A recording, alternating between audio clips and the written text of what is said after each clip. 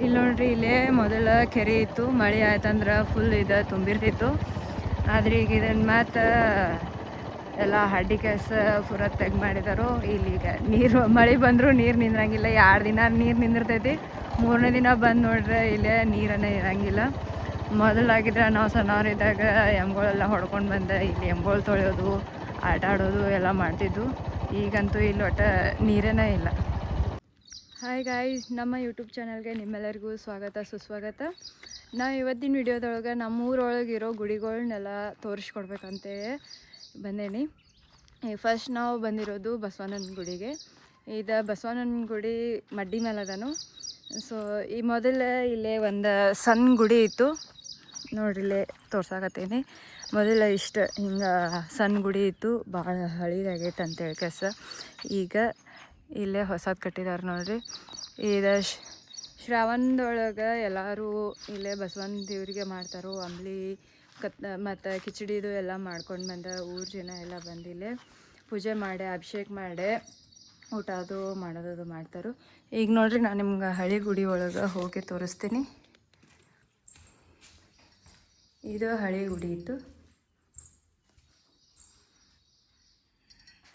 ಇಲ್ಲಿ ನೋಡ್ರಿ, ಹಳಿ ಗುಡಿ ಒಳಗೆ ಕಾಲು ಇಡಬಾರ್ದಂತೆ ಕಸ ಒಂದು ಬಸವಣ್ಣಂದು ಮೂರ್ತಿನೋ ಅಂತೇರೋ ಏನೋ ಇಟ್ಟಿದ್ದಾರೆ ಇಲ್ಲಿ. ಒಂದೊಳಗೆ ಬಂದಾಗ ಎಲ್ಲರೂ ಇಲ್ಲೇ ಕುಂತ ಊಟದು ಮಾಡ್ತಿರ್ತಾರೋ. ಇದು ಗುಡಿಯೊಳಗೆ ಈಗ ಪೂಜೆ ಮಾಡ್ತಾರೋ.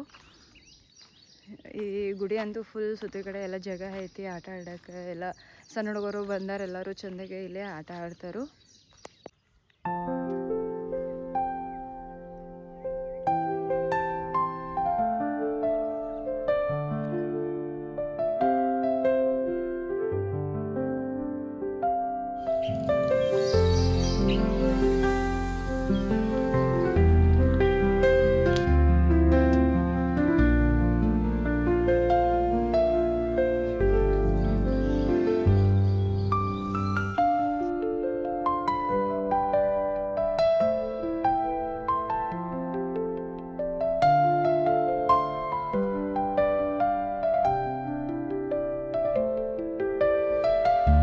ನೋಡ್ರಿ, ನಾವು ಈಗ ಬಂದಿದ್ದು ಅಡಪಜ್ಜನ ಗುಡಿಗೆ. ಮೊದಲು ಒಂದೊಂದು 800-1000 ವರ್ಷಗಳ ಹಿಂದೆ ಈ ನಮ್ಮ ಊರಾಗ ಒಂದು ಗಂಡು ಸಂತಾನ ಅನ್ನೋದೇ ಇರತ್ತಿಲ್ಲಂತ. ಅವಾಗ ಈ ಊರಿನ ಹಿರಿಯರು ಹೋಗಿ ಅಂಕಲ್ಗೆ ಅಡಿಯಪ್ಪಜ್ಜವ್ರ ಕಡೆ ಬೇಡ್ಕೋತಿದ್ರಂತ. ಕೇಳ್ಕೊಂಡಾಗ ಅವ್ರು ಮೊದಲು ನನ್ನ ಮನ್ಯಾಗ ಒಟ್ಟು ಗಂಡು ಸಂತಾನ ಇಲ್ಲ ಅಂತ ಹೋಗಿ ಕೇಳ್ಕೊಂಡಾಗ ನಿನ್ನ ಸಲುವಾಗಿ ಸ್ವಾಸ್ಥ್ಯಕ್ಕಾಗಿ ಕೇಳ್ಕೊಳತಿ, ನಾ ಬರಂಗಿಲ್ಲ ಅಂತ ಹೇಳಿ ಕಳಿಸಿರ್ತಾರಂತ. ಆಮೇಲೆ ಹೋಗಿ ಮತ್ತು ನನ್ನ ಸಲುವಾಗಿ ಬೇಡ, ನಮ್ಮ ಊರಾಗ ಒಟ್ಟು ಗಂಡು ಸಂತಾನಿಲ್ಲ ಬರ್ರಿ ಅಂತ ಹೇಳಿದಾಗ ಈ ಅಡಿಯಪ್ಪಜ್ಜವರು ಬಂದು ನಮ್ಮ ಊರಾಗ ನೆಲೆಸ್ತಾರಂತ. ಅದಾದ್ಮೇಲಿಂದ ಈ ನಮ್ಮ ಊರಾಗ ಗಂಡು ಸಂತಾನ ಅನ್ನೋದು ಚಾಲು ಆಗೈತಿ. ಸೊ ಈಗ ಪ್ರತಿ ಶ್ರಾವಣದೊಳಗೆ ಇಲ್ಲೇ ಅಡಿಯಪ್ಪಜ್ಜನ ಜಾತ್ರೆ ಮಾಡ್ತಾರೋ ಮತ್ತು ಮದುವೆ ಎಲ್ಲ ಆಗ್ತಾವೆ.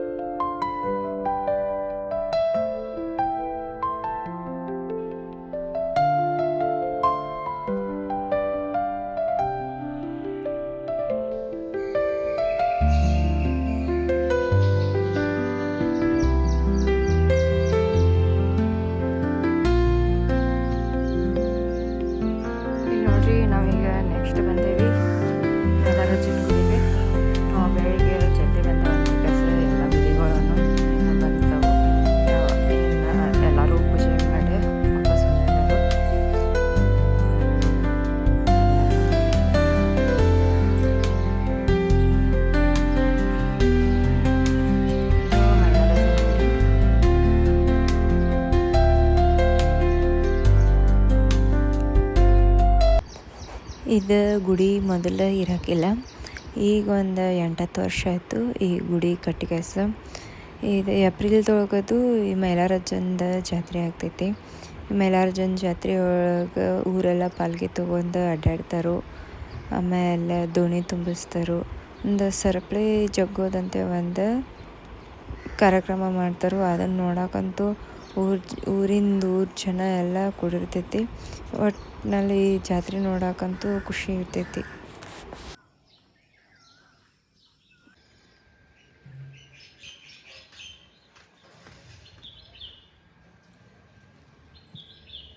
ಈಗ ನೋಡ್ರಿ, ನೆಕ್ಸ್ಟ್ ನಾವು ದ್ಯಾಮಮ್ಮನ ಗುಡಿಗೆ ಬಂದು ಇಲ್ಲೇ ನಮ್ಮ ಊರಾಗ ಬರೀ ದ್ಯಾಮಮ್ಮ ಅಷ್ಟೇ ಅದಾಳು.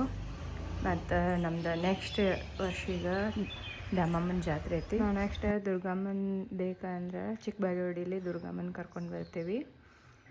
ಈಗ 9 ವರ್ಷದ ಹಿಂದೆ ಜಾತ್ರೆ ಆಗಿತ್ತು. ಈಗ ನೆಕ್ಸ್ಟ್ ಇಯರ್ 9 ವರ್ಷ ಆಗ್ತೈತಿ. ಮುಂದಿನ ವರ್ಷ ಈ ದ್ಯಾಮಮ್ಮಂದು ಜಾತ್ರೆ ಐತಿ ನಮ್ಮೂರಾಗ. ನಾವೀಗ ಬಂದಿರೋದು ಹನುಮಂತೇವ್ರ ಗುಡಿಗೆ. ಈ ಹನುಮಂತೇವ್ರ ಗುಡಿ ಅಂತೂ ಈ ಹನುಮಂತೇವ್ರ ಗುಡಿ ಒಳಗೆ ನಮಗೆ ಭಾಳ ನೆನಪದವು. ನಾವು ಸ್ಕೂಲಿಗೆ ಬರ್ಬೇಕಂದ್ರೆ ಇದೇ ಗುಡಿ ಒಳಗನ್ನ ಆಟ ಆಡ್ತಿದ್ದು. ಮೊದಲು ಇದಿಷ್ಟು ದೊಡ್ಡದಿರೋಕ್ಕೆಲ್ಲ ಸಣ್ಣದಿತ್ತು. ಈಗೆಲ್ಲ ರಿನೋವೇಟ್ ಮಾಡಿದರು. ನಮ್ದು ಸ್ಕೂಲ್ ರೆಸ್ಟ್ ಟೈಮ್ದೊಳಗಂತೂ ನಾವು ಇದೇ ಗುಡಿ ಒಳಗನ್ನ ಇರ್ತಿತ್ತು.